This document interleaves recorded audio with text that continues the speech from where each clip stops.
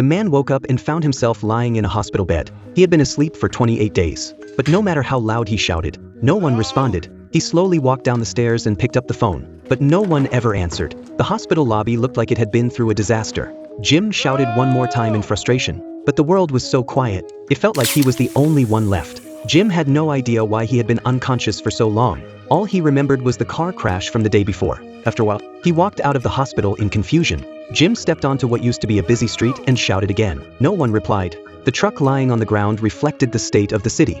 His heart sank with sadness, but a moment later, he found piles of money near a bank. Greed sparked his spirit, but he didn't know that he was now the only person left in the city. 28 days ago, scientists at a lab accidentally discovered a virus in a gorilla. Infected animals lost all sense of self and turned into extremely violent monsters. The virus spread incredibly fast and had no cure. There was no antidote. At that time, animal rights activists broke into the lab, trying to rescue the caged gorillas. But during the rescue, they accidentally released infected ones.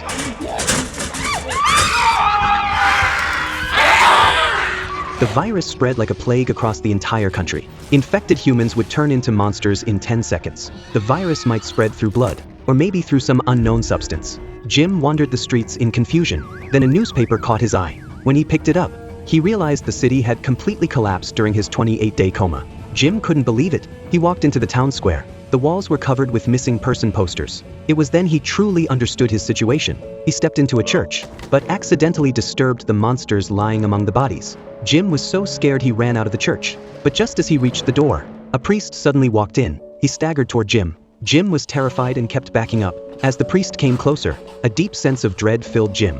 He grabbed his bag and threw it at the priest. That was when the priest finally revealed his terrifying face. Shouldn't have done that. Jim ran out in panic, but more and more monsters started chasing him. Just then, he heard someone calling out nearby. Jim ran toward the voices, and with the help of two strangers, he was saved.